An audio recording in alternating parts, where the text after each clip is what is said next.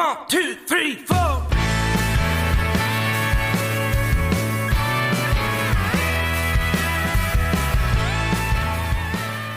All right, welcome back to another episode of Country and Cold Cans presented by the Cold Cans Network. I'm Logan, sitting here with trucker Andy, Kyle, and this week we have a special guest. It's my co-host over on Tailgate Season. That's Tailgate SCN, available on Spotify and Apple Podcasts, Jordan. Be sure to give us 5 stars and a great review on for Country and Cold Cans. We're available on Apple Podcasts, Spotify, Amazon, and Stitcher. Check out the website, countryandcoldcans.com. Have some blog content. We have a shop there with T-shirts and hats. So be sure to subscribe and share it with your friends. All right, fellas, we are back. Andy, you were back in your, what you call, quote unquote, the home, the Midwest. Kansas. Well, that's not really the Midwest. That's more kind of like West, isn't it? Nobody considers it the West. But, where does the West start, Andy? the Western 11 would be New Mexico, Colorado, Wyoming, Montana.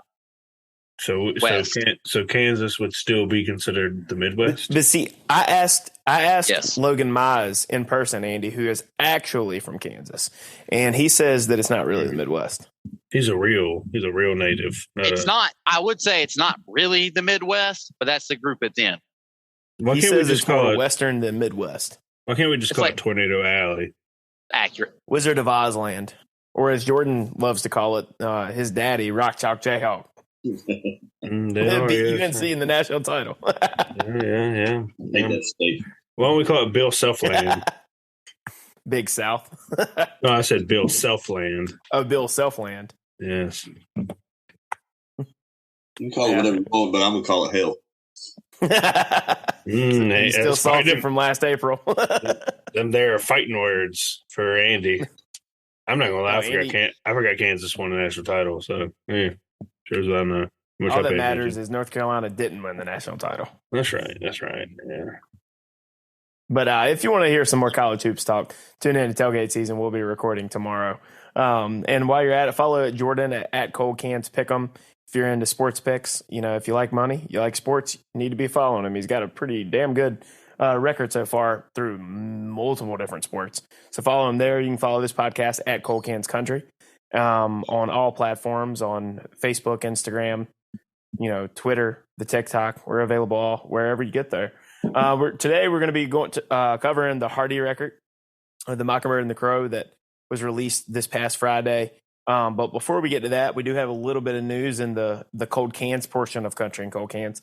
Natty Light has announced that they are going with the 1979 inspired retro cans starting February 6th with a nationwide rollout. I'm not gonna lie, guys, I'm here for this. I love some retro cans. I might actually go buy some of these as soon as they're available. And as Andy can tell you, we have definitely done this in the past with another brand that is a competitor to Natty Light back in the day. But y'all have any thoughts? That's why I'm Have you seen it skeptical. first?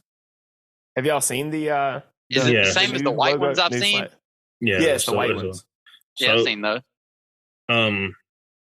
They did this temporarily a couple years ago because I have one at my house. One, they are a couple years too late because the Miller Lite white cans are amazing.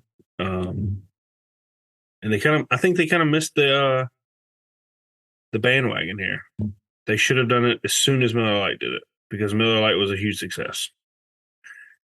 Granted, it's cool now, but Oh, the Miller ones were a big success. Yeah, but I love any retro kind of look though.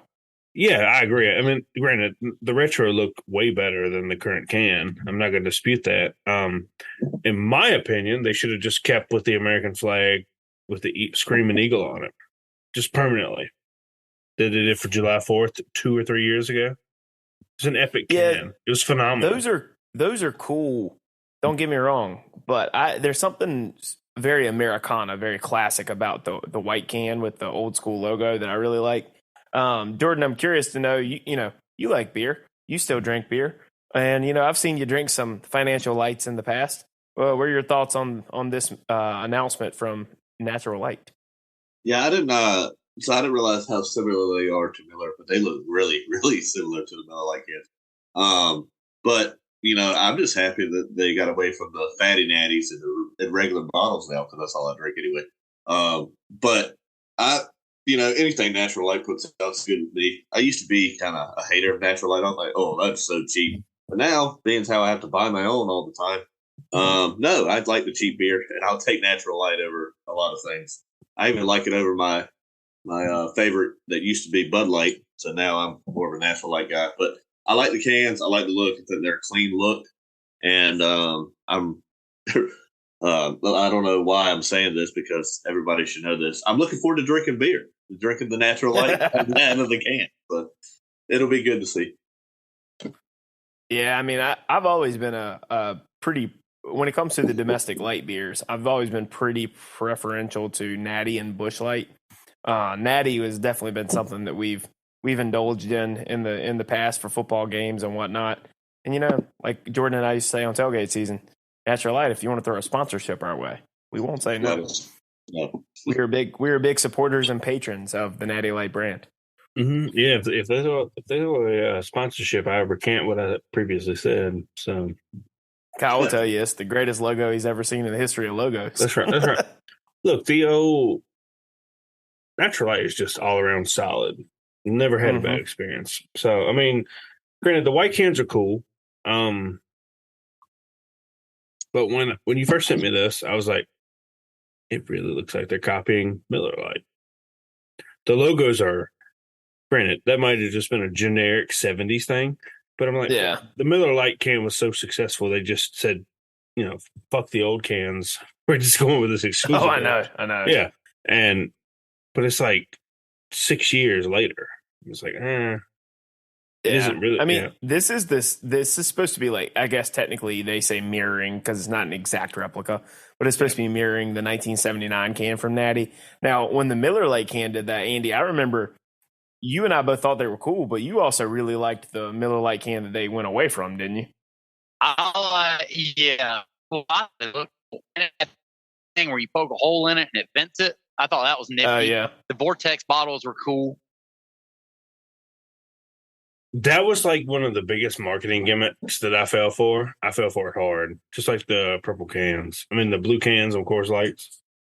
I fell for that hard. It was great. I fell for it, hook, line, and sinker. Talking about turning the mountains blue? Oh, yeah. Yeah, I fell for it, hook, line, and sinker. I don't even really know if the Vortex bottle did anything, but yeah, I don't think it did. But I fell for it, hook, line, and sinker. 21-year-old me, Yeah, 21. 21, wink and nod, fell for it, hook, line, and sinker. And I went and got them as soon as I saw the commercial. I was like, oh, that looks epic. But, it's cool. Yeah, I think it's just the retro stuff in general, like not even just beer cans, but retro logos look way cooler than new logos. New logos most of the time look pretty lame to me. Everybody wants to be so minimalist, and it's just something. I think I've always been a sucker for like old school shit, though. Now, granted, the old school Anheuser-Busch, like the old Bud Heavies, they were epic. I don't like Bud Heavies; they're nasty and they give me a wicked hangover. But I would love to see the old Bud Heavy logo come back. I'm also more of a fan of white than silver. Yeah. Just in general, the old Miller Lite cans, they were silver. But just the white can is it's just clean looking. Looks so much more appetizing, if you will. I do agree. If for whatever reason, it just has a cleaner, crisper look. Yep. And, it's funny because it's not even like it really changes the inside contents of the beer, right? But it's still a lot of water, yeah. No bite to it. It's just something about how when the can is cool, like it hits a little different, even though the beer is the exact same as it was in the previous can. Well, you feel cooler drinking it. You feel cooler, yeah. I mean, all you gotta do is look at craft beer. Craft beer put probably half of their R&D into the can design. Yeah. And they do it for a reason. Because whenever I go to a brewery or what do you call it? A place that sells craft beer exclusively, I always just go and look for the coolest cans. That's what I buy. Yeah, a bottle shop. Yeah, sure. If that's bottle shop. Yeah, yep. I just look for the coolest cans. So I think it also has to go with the fact that all of us on this show are old souls anyway. We don't buy into shit. So if you want to bring back a lot of things, pretty much we'll have our vote If for the most part, anyway. If you bring back anything old school, it's going to be back. It's going to get all Yeah, right. like I love old school fast food logos. Like the old school orange and blue Hardee's logo slaps. The new one, it's all right. But I love the old school logos for almost everything. Like I don't like when everything wants to modernize and get sleeker. I think that there's something to the fast food restaurants used to be like almost like a mini amusement park as a kid, and now they just look like some modernized futuristic thing with lots of screens everywhere. Little hint for a topic we'll be talking about later on the show with the Hardy review. But there's just so many screens everywhere. I mean, it ain't the same. My grandma gave me a Newport poster from about 1985, where it's like a bunch Back when of you could still advertise. yeah, she found it in her garage, and it was a bunch of like ripped dudes and hot females, and it was like cool, like a Newport menthol. That's what it says. I was like, it's epic. I need to frame this, but yeah, it's epic. They're just hanging out by the lake. It's those old so the cigarette and tobacco industry knew how to market. They were good at it. Yeah, I mean, it's a bunch of good-looking women and men hanging out by the lake, and they're just like cool. And the Marlboro Man was cool. Like no wonder it made kids want to smoke cigarettes. Hell yeah, I saw it, and I was like, I want a Newport. That's what I thought. I was like, I want a Newport. I want to be like those guys. Yeah, it was a cool. So you're telling me if I smoke Newports, I can get girls like that? You got that right, kids. They're hanging out by the lake, looking awesome. I was like, hell yeah!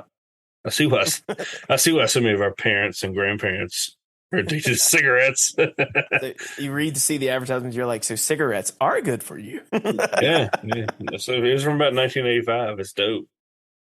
Maybe maybe that's why I used to smoke Marlboro Reds when I was in college. Oh, cowboy killers. Cowboy killers. Oh, the cowboy killers, yeah. We used to be a proper country. That's what I'll have to say.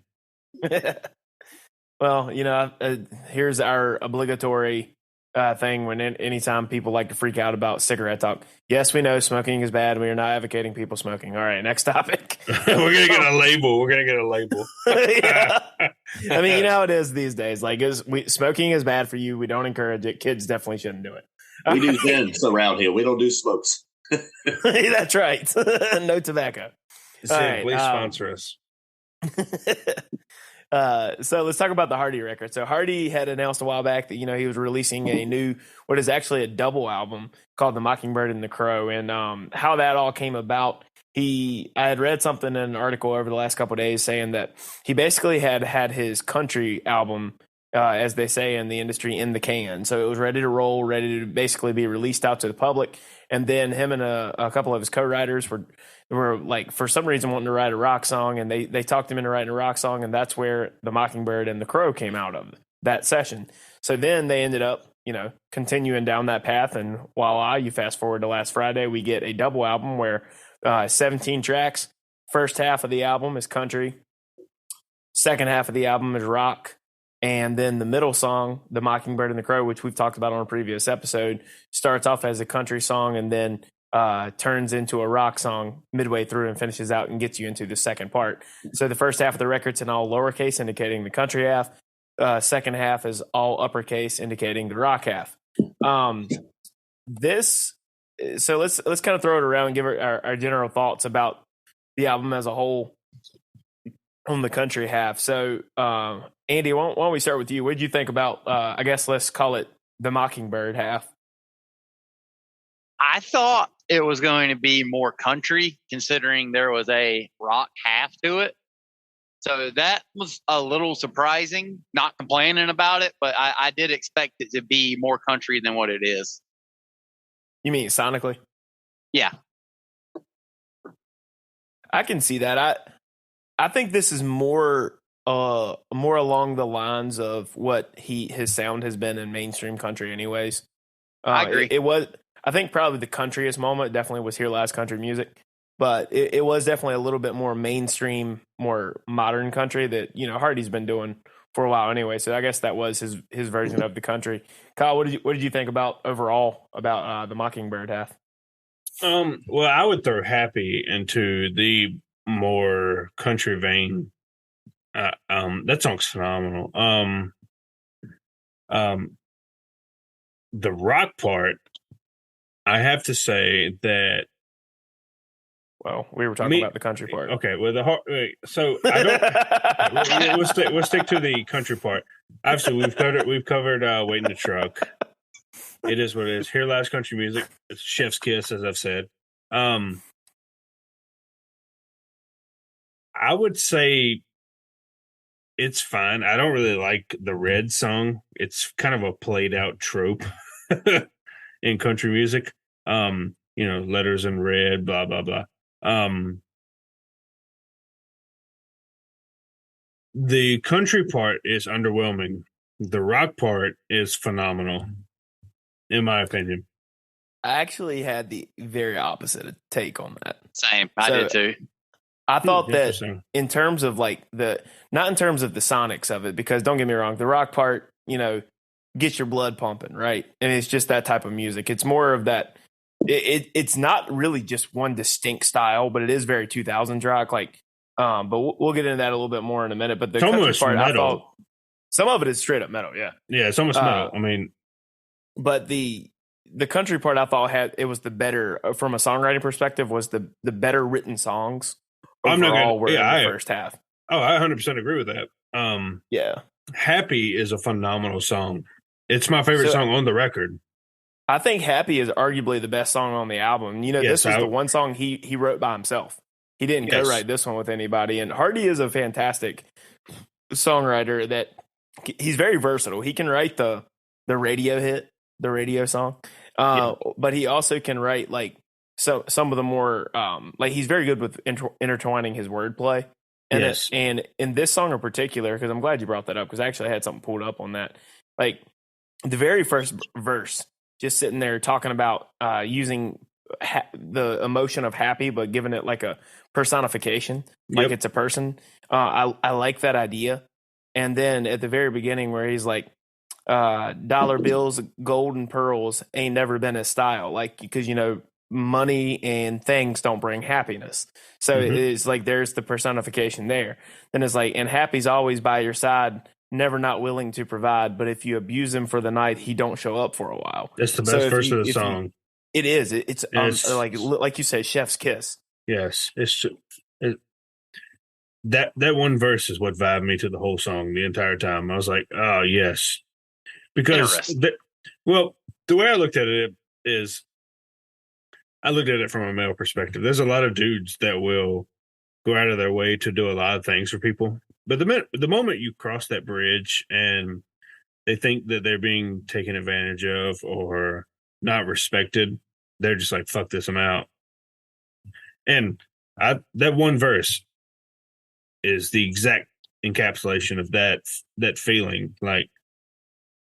What else do I have to do to get a little bit of respect around here? And to me, that song is just, I have zero complaints. Yeah, like I said, it was the one solo he had on the album, and I always love to see the moments when artists do, when they're typically co-writers, but you also know they're talented writers in their own right. Think like Eric Church, right? Sure. I love to see the songs that they end up writing by themselves, because it tends to be some of the more personal moments, tends to be some of the better quality songwriting efforts on a project. And I really think that Happy definitely encapsulates both of those things. I thought the second verse was the best. Which was my, let me see here. I thought, to me, it was the line the happy waits and patiently behind jealousy, waiting on a humble epiphany that your grass might be greener. I thought that was the line of the song. I mean, it's a great line too. It is a great line. It's a great line. I'm not knocking down that line by any means. I think the line that grabbed me initially was the same one that grabbed Kyle. But I definitely see what you mean with that, Andy. And I think that's partially why. So,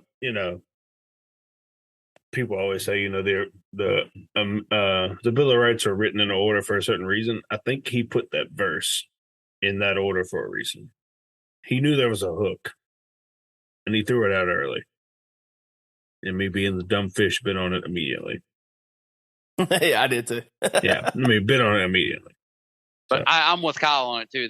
There is zero complaints about this song's masterpiece. Yes, it's phenomenal. Yeah, Andy, like going to that second verse, at the back half of that second verse, I love the part two where he's like, "Happy's never liked the view of I ain't good enough Avenue, because you can bet if you don't like you don't like Happy neither." Whereas like if you are always down in the dumps, I'm not good enough. Like you even if it's just like real issues or you're just putting it on yourself with self-fulfilling prophecy, like the just if you don't like yourself, then you're not going to be happy. But he's like, again, the personification of Happy being a person. It's, if you don't like you, then Happy's not going to be your friend because Happy's just going to walk out the door. Yeah, I mean, like I said, it's one of those, it's a song I haven't heard before, which is one of the big reasons I was drawn to it. He personified an emotion. Yeah. You always have the cliche, really sad boy country, but he put that in a different perspective, and it is just fantastic. So pivoting back to Red, that was the one that was featuring Morgan Wallen, and that one I do think is going to be a big radio hit from this. Yeah, it's going to be huge. I'm not going to say that I love the song or I like the song is the greatest thing ever. I think it's pretty stock modern country songwriting, but I'm not saying that as a negative either. I like the song overall. I like using one word as a hook and having it tie back in with different things. So I did like that. And they've done a lot of duets together, so their voices mesh well together. It's a fine song. I think it sounds great. I disagree. The writing, I don't see the point in the song. All he does is talk about that my small town's got some red shit in it, but it doesn't really tie anything together or really even have a point about the red stuff other than there's some red shit in my town. Small town America, man. Like I'll give you one perfect example. Yes. They had perfect illustration that I can visualize it when I heard the line. First time I heard the line. Talking about the old Bud Heavy sitting over there in the ditch with the fading red. That was a fantastic use of illustrating that. People litter everywhere. It's not about littering. It's just about like you live in a small town. How many times have you had? You see the Bud Heavies in the ditch, and then it ties back in with the blue, white, and red being the USA. So who knew that Andy hated America? well, we do it. We've known that for a while. I don't like people littering all over America. So this song to me screams, if it ain't broke, don't fix it. Shit sales, sex sales, blah, blah, blah. Morgan Wallen sales. Just throw some shit on it and it's going to be a hit. Now they put some shit in it. All right. I mean, I think it's a solid song. I don't think it's shit. I don't think it's shit either. It's a solid ass song. Yeah. But the reason I think it's going to be a big hit is because it's easy to listen to and has Morgan Wallen on it. Yeah. That's kind of my point. Shit. This is not an insult to Morgan Wallen, even though some of you want it to be. You just substitute shit for Morgan Wallen. Just throw Morgan Wallen on it somewhere, and it's going to sell. The same can be said for Luke Combs. Just throw both Luke of them Combs on a song is going to be straight cash on me these days. Yeah, just throw Luke Combs on it, Morgan Wallen somewhere. It's going to be a huge hit. I haven't listened to the country album as much as, or the album in general, as much as y'all have. But the country side of Hardy is something I like anyway, and like the song "Wait in the Truck" obviously is a hit, and "Here Lies Country Music" that's one of my favorites anyway, because it basically shows you how country music has been dying, and it is dying. I don't care what you say to me. Real country music, when I think of country music, is dying, and that's one of those that bring it back. And I think I don't say it lightly when I say this. Hardy's not exactly, he's not going to be. I'm not going to compare him to like a Hank Williams Jr. or George Jones or Merle Haggard in that country thing, but he is closer to that than some of these other artists, in my opinion. Yeah, he's closer to it than Russell Dickerson. Right. And that was damn, Logan, you give us such a low bar to clear. I know, my lord. And to be honest, I would say in some aspects maybe closer than Morgan Wallen, in my opinion. I think he's a better songwriter for sure. And so I think with that, his country album reminds me more of what I like in country music anyway. And I'm all for the sappy. Hey, let's go drink some whiskey and have a moment drink for country music. That's what I like. But I think his album and him as an artist reminds me more of that. So I do enjoy more of his country stuff. I haven't really listened to his rock stuff. So when we get to that portion, y'all have to carry me on that. But I do thoroughly enjoy his country music in general. Yeah, and Hardy is definitely a guy who, I mean, we all will admit he's definitely what you would call modern country, right. Just like the production choices and everything. But Hardy's music is I really like. I think is good. I think he's a very talented songwriter. To Jordan's point, and you said it right there, Jordan. You were talking about Here Lies Country Music. We've talked about it a little bit on a previous episode, but it encapsulates like the elements of country music that have been kind of pushed to the wayside. But I like that it's not just a straight up like quote unquote quasi protest song. It's done. There's a narrative to it where it's all a dream he's having, and he's lamenting the fact that of country going away. And then he wakes up from the dream and he realizes that country is still there. And in some ways, that's true as for us as listeners too. It just isn't as easy to find as it used to be. But so I love that narrative aspect, and then also I do think that's the probably production wise the countryest song on the album, just because of there's audible pedal steel, and anybody who's listened to us over the last few years knows that I love some pedal steel. It's the key to our heart. Yeah.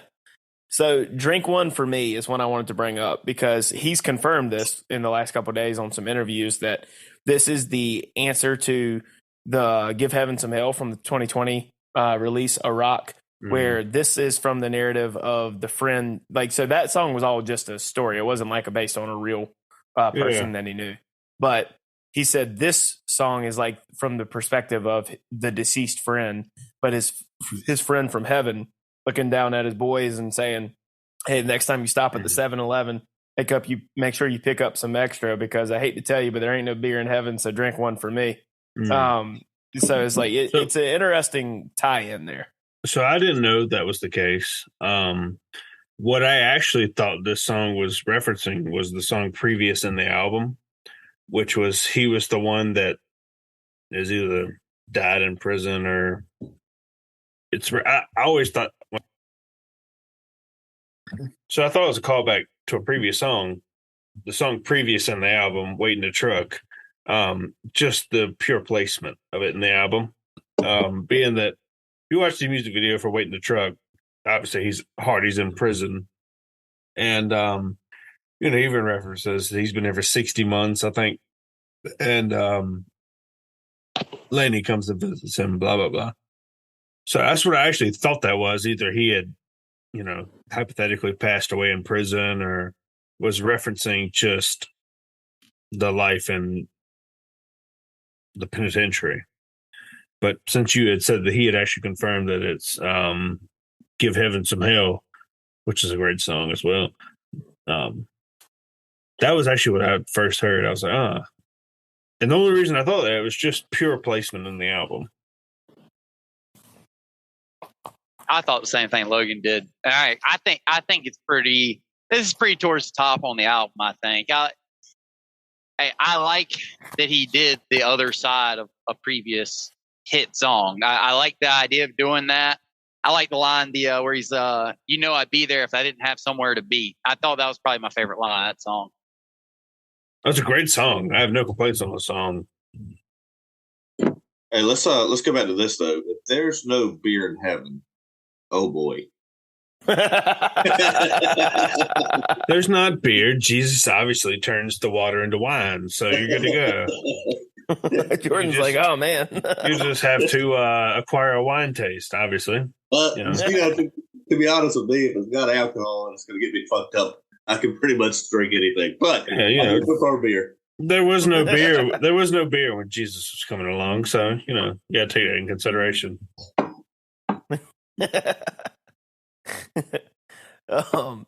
So speaking of beer, let's briefly talk about this one, just because there is a tie-in to the second half of the album with this one. So the album opener is a song called Beer.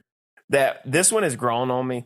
Didn't love it at first just because it is kind of a song that we haven't heard this style of it a bunch of times, but it's a song about beer. Well, where I appreciate that it's different is it's again one of those personification kind of things. He's like making the beer to have a perspective, making the beer to almost be like a person talking about all the good times and the fun times you've had. Drinking the beer is like the beer is speaking to you. Now, in real life, that'll only happen if you finish a case race in first place. but this song, I think it sounds pretty good sonically. And it's interesting. It's unique and same old at the same time, if that makes sense. Yeah, I agree. I agree with everything you said. I like the if for all the trouble I'd cause, I'm surprised you still keep me around, or however you worded that exactly. I like that, but it's good, not great. It basically what you said. I'm with you on it. So yeah, piggybacking off what Andy said, Hardy to me is the first really rather large act that I think listened to the exact same shit that I did when I was in high school. I've never felt such a large connection, and it's even on this album with Jeremy McKinnon, who is who is a singer in A Day to Remember, who I loved A Day to Remember. But that just further enforces the point. I feel like me and him had almost an identical high school experience. We listened to the same music going to school. Even the Blink-182 drop. I felt that. I was like, hell yeah. Because I love Blink-182, and I always feel like I was born 10 years too late. I'm probably a little more Blink-182 than I am A Day to Remember. Yeah. Well, me and Andy thought that when we texted you and said you were going to hate radio song. Yeah. which we're gonna get to. I have some. Yeah. I have some complicated thoughts on that because I don't hate it nor love it. But no, I get what you mean. I think Jordan had something to say.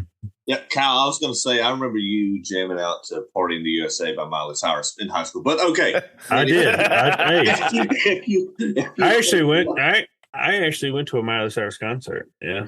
Pussy makes a man do crazy things, as Harlem Night said. So. But hey, so I got to, you're talking about the beer thing. Well, it kind of goes back to Brad Paisley and alcohol when that song came out. Kind of doing the same thing. Oh yeah, it actually is. That's a good callback. Yep. See, I know a little bit about country music. Look at you. Yeah, boy. I mean, if I haven't listened to it again, like I said, but when you said that, I immediately went straight to Alcohol by Brad Paisley because that's exactly. I hadn't even thought about that, but that's a very, very good comparison because he did that same thing in that song. Hardy has talked about having an appreciation for Brad Paisley's songwriting style, and you can tell somewhat of the songwriting influence. Now, Hardy also went to school for songwriting and everything, and then also just has a natural knack for it. But just the one line song. He mentioned Instagram on the song, right? He might have, yeah. I think he does mention Instagram. I think so. Yeah, but I think it does. Yeah. But yeah, he has the one line titles is a very Brad Paisley thing. The way he flips phrases and uses the same word for different meanings, very Brad Paisley influenced, in my opinion. Now the last one that I wanted to bring up, then we'll go to you guys. Other than Wait in the Truck, obviously we did a whole half of an episode about that. If you want to hear us about that, I think it's a very well crafted song. But it's Screen. I absolutely love Screen. It's not the song I thought you were going to pick. No, Screen, I think is probably one of my early favorites. I love it. It's just commentary on how all of us and I think he's even indicted himself included.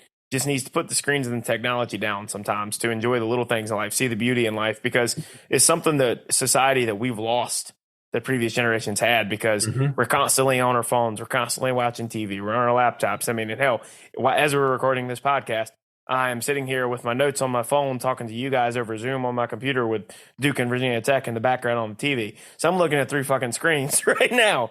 But Well, so it's like it applies to me Yeah, too. I'm like with you. I'm with you on that. Well, I think he calls out me and Andy on this song Hardcore as 2 people that say they kind of distance themselves from social media, but Logan always logs in Instagram. Me and Andy are watching reels. Yeah. So he calls us out hardcore. You know, we're kind of like, not like, But we don't post, but we're still Y'all are there. lurkers. You're still we're lurkers. We're still lurking. You know, we're looking at the Insta thoughts or whatever you want to call it. We're still looking at the hot girls on Instagram. I was about to say Insta Thoughts or Insta Thoughts. Thoughts, THOS. But I'm really interested you didn't say I and country, because to me, other than the chorus, that song is phenomenal. Very good song. It's the I O U is really lame. It's really lame. But other than that, the song's great. And the screen, as you said, is just fantastic. I'm with Logan on screen. That's probably my second favorite song on the album. I like too the one. I love the way this song sounds. I think it sounds more like a song than a country song, but I love the sound of this. I like too there's like a little bit of a generational difference. There's talking about the kid that it's like he could be a Hall of Famer in baseball, but he wants to hit a home run on a screen instead. I like the generational difference on that, because I don't get that. But I guess we didn't grow up, I guess, in a world controlled by video games. So the generational difference on that is I love that aspect of it. Well, Andy, our generation is the last generation that grew up with the internet, but not solely on the internet. Exactly. Our generation grew up when the internet became really a real thing. You know, we all grew up in elementary school when Netscape browser was a thing, but we didn't grow up on Google with an iPad. Yeah, I mean, we still did things outside, but also had the internet there that we used some. We didn't that's a perfect encapsulation of that. Yep. Now, I in country, I'm with you on that, Kyle. I think it's a good song. I think it's the token love song you have to have on a country record, and he even kind of alluded to that with the second half of the Mockingbird and the Crow of the song, where he was throw in a slow love song or two, and he's like, well, fuck that and fuck you. But there's I in country is the girls will love that one. I think it's a pretty well written song. I can see why people would like it a lot. So before we move into the Crow portion, let's go around round table. What are your 3 favorite? Starting at 3, going to 1. Kyle, kick things off. From 3 country half. So 3 is going to be Screen. 2 is going to be. Well, we're going to include the ones we've already covered. Yeah. Okay. So 3 is going to be I and Country. 2 is probably going to be Screen, and number 1 is going to be Happy. Andy? Mine's going to be Drink One for me, Screen, and Happy. Screen and Happy probably kind of by a long shot too. Yeah, I would agree with that. So for me, I think it's 3 is Here Lies Country Music, 2 is Happy, and 1 is Screen. Mm-hmm. I think Happy is the best song on the album. I think Screen is probably my favorite song. Happy. I was, so like I said, I haven't listened to the whole thing on that, but from what y'all talk about, Drink One for me is going to be my number 3. Wait in the Truck's going to be 2, and number 1 is going to be Here Lies Country Music. It's just really hard for me to get away from Here Lies Country Music, in my opinion. I haven't listened to the others. I'm looking forward to listening to it. But as of right now, I love that song, and it's tough for me to get away from that as number 1. Yeah, it's a damn good song. I love the way that song sounds. Mm-hmm. But so that's the first half. That's the Mockingbird, the country half. Now let's go into the all caps rock half, the Crow. I'll give my initial thoughts first, and then let you guys turn it over to Kyle and Andy, just because I'm not as big into this style of rock as they are, especially as Kyle is. I think that I like the way a lot of this half of the record sounds. Gets the blood pumping, as that type of music typically does. Now, my criticism of it is I think the songwriting in general is a little more lacking on this half of the record. And if you're grading it as a whole project, this half in terms of songwriting prowess drags the first half down a little bit. But there are some absolute bangers on this half at the same time. And I think that probably my favorite one is 30-06. Love that song. Love the way it sounds. It's I love that right there. But what about you guys? Like, throw it to you next, Andy. What do you think? I kind of agree with you on that. I like the way it sounds, but for me, really, other than Jack, the songwriting is really lacking for me. Some of them aren't bad. Some of it's just not my thing. Yeah. I guess is what it is. It's just the first half to me. I know what gets me is I know Hardy can write such better songs, and it leaves me very disappointed. And I think for you, what you're probably saying is like you like the way this sounds, but this really is the type of rock music you guys listen to a lot, but it's for rednecks. The subject matter is definitely for rednecks. The thing that it got, like you're saying, I listen to like this. Generally, the writing was more of like what I like now, sad songs. So, and see, I think that I don't necessarily. It's not that I think the songwriting for all that stuff back then was bad or whatever. It just didn't appeal to me just because the way they phrase things didn't necessarily. I've always been a country music student first, right?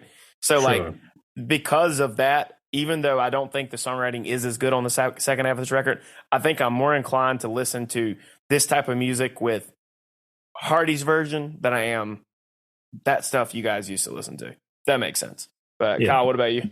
So I'm going to start by saying this.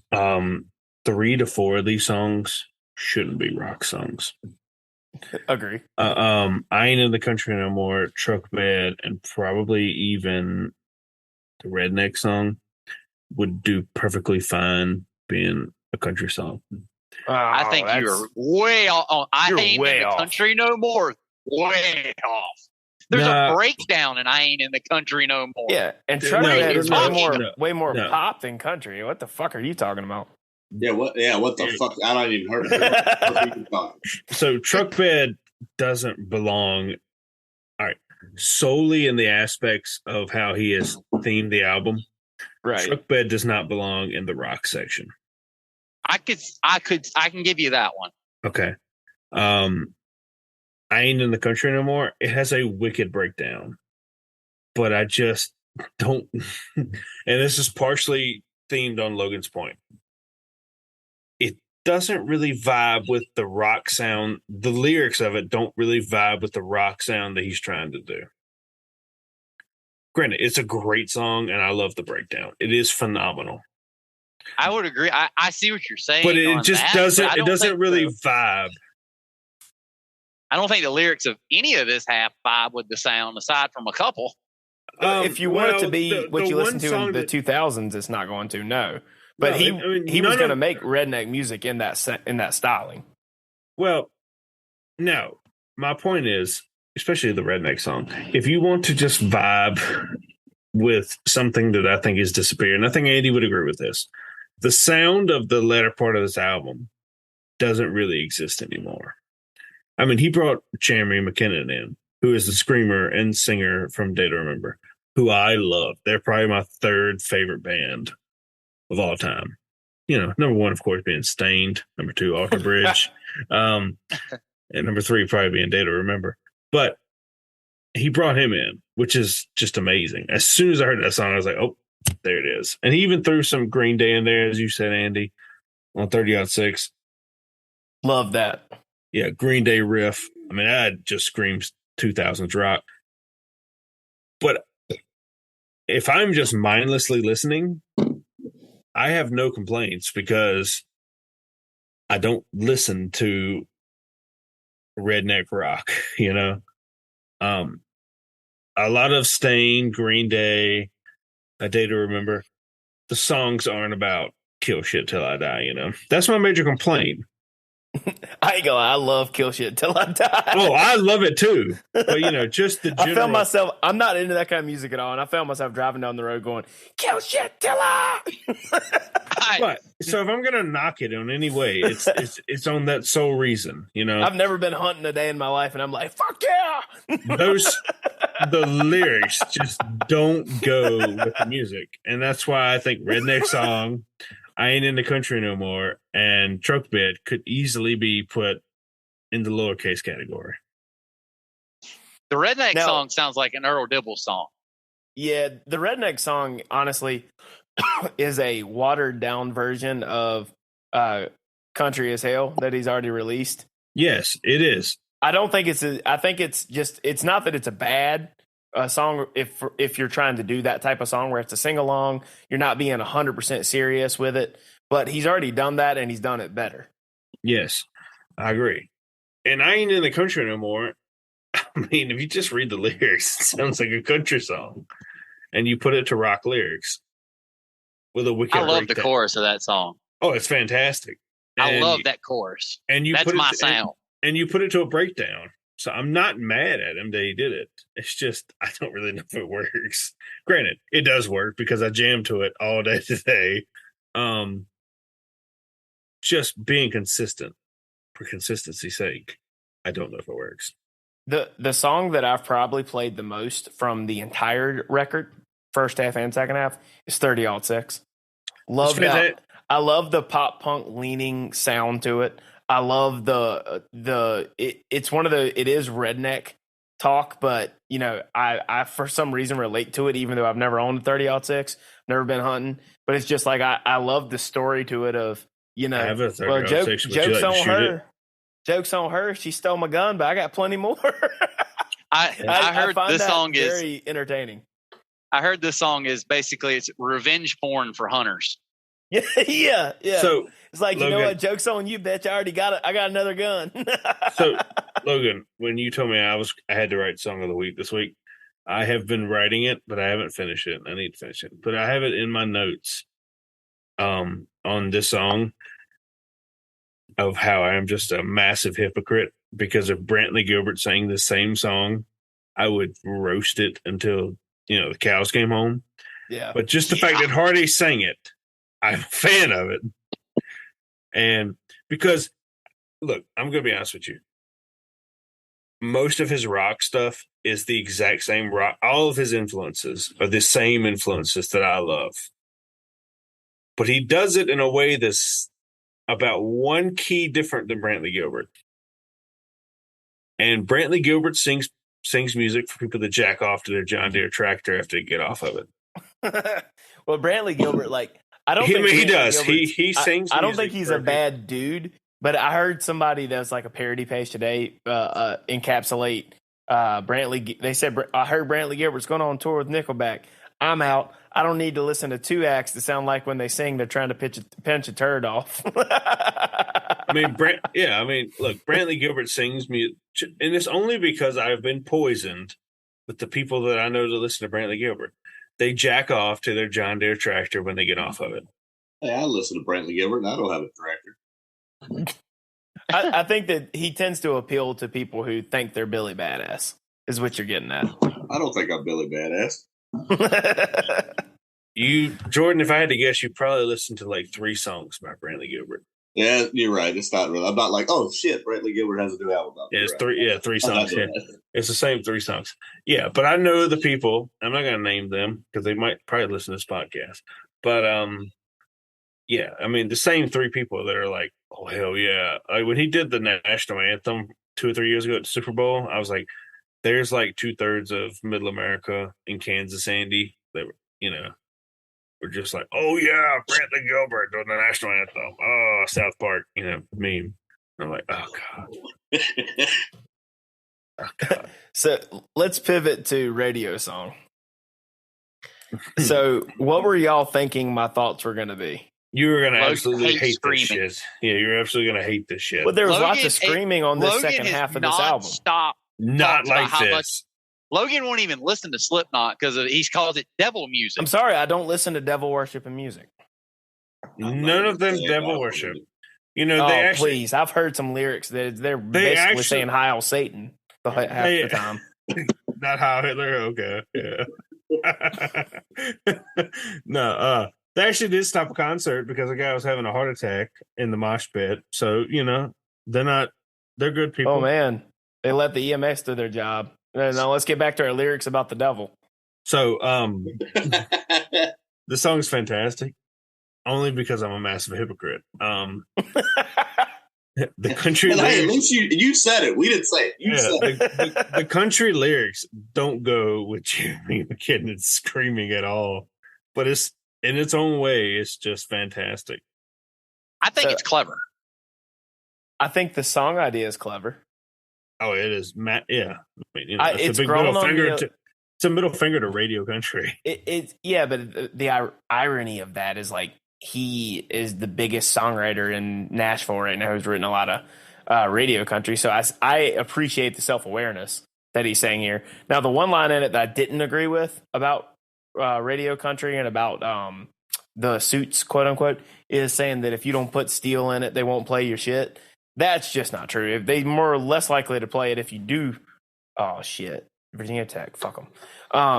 It's but they're less likely to play your song if you put pedal steel in it than you are if you have pedal steel in it. So I disagree with that. But to your point, Andy, I do think the song idea is very clever.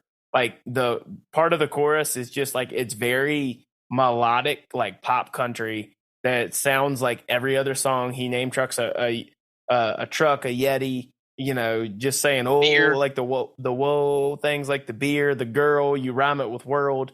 The part that I have a hard time getting on board with is the part that you two probably jack off over. And it's the part where he goes, this ain't no radio song. Cool with that. Until he starts going, fuck. I'm sorry.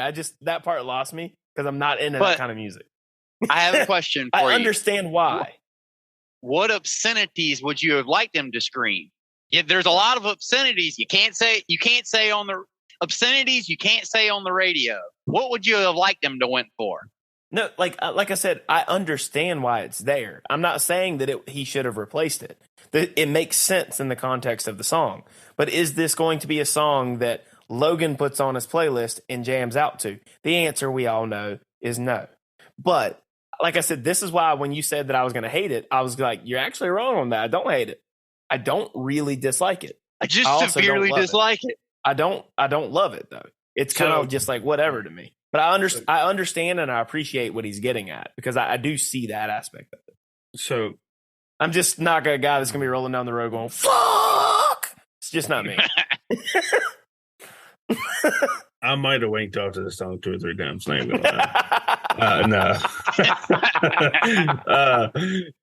So my one retort, Logan, is you do realize that y'all's senior assembly, which I went to, or whatever the fuck y'all call it there. I don't even know what you're talking about. What's y'all the senior assembly? Awards banquet awards thing y'all did.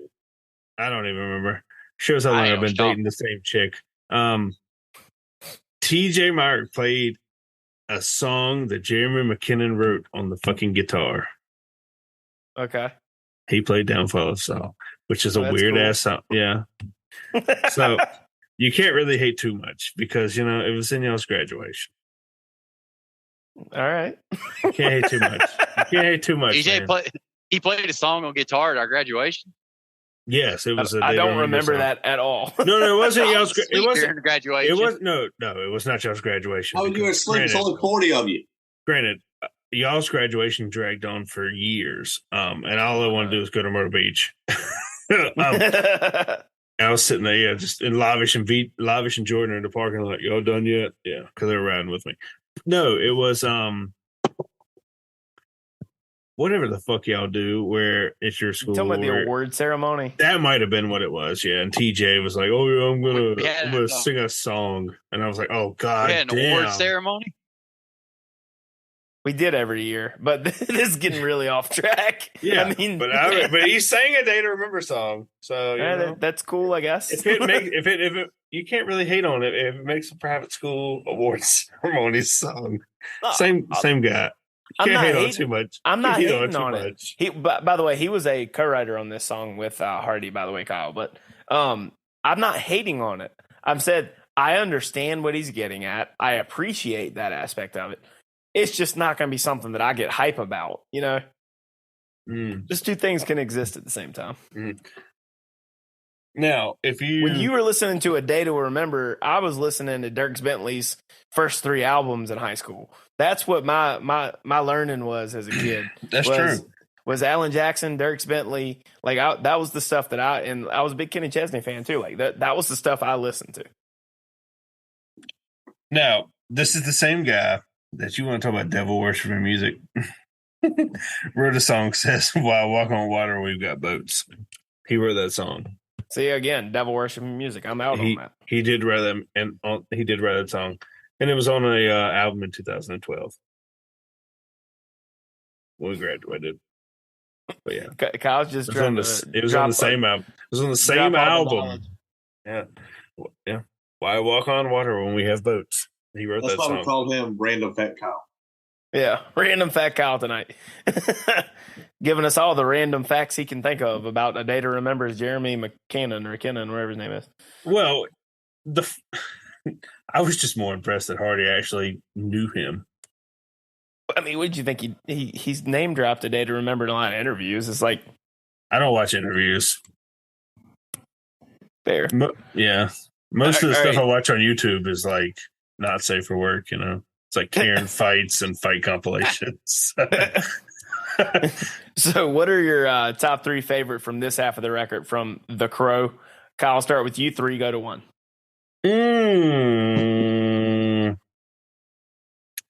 Number 3 is going to be Jack. Number 2 is going to be 30-06. That's hard. Number That's 1. What she said. Nice. Number 1's probably going to be Radio Song, man. I love that song. Fuck. All right, Andy. Yeah. Oh, probably 30-06. I ain't in the country no more.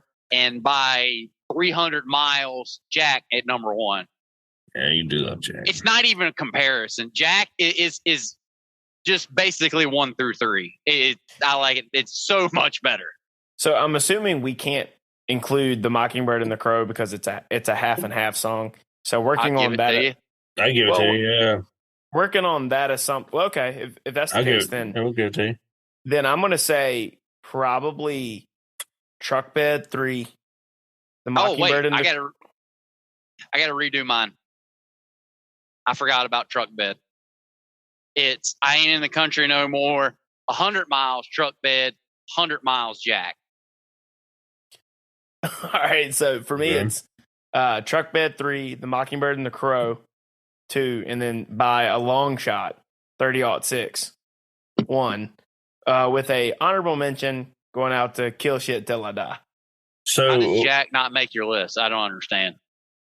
Because I think it's a well written song that I think I would listen to again, obviously, but I don't have it on my this is fucking awesome like you do, Andy. So he's got bad taste. Logan, have you ever listened to Brain Stew by Green Day? Yeah. Okay. So are you a Green Day fan? I'm familiar with Green Day. Yeah. I'm that's a little bit more along the lines of what's palatable to me than A Day to Remember. So I went through like 4 albums of Green Day trying to find that song until Andy told me what it was. I was like, I know this riff. I got it from a YouTube comment. I knew it was Green Day, but it wasn't like any of the ones I was thinking. But I knew it was Green Day. Yeah, I went through 4 albums.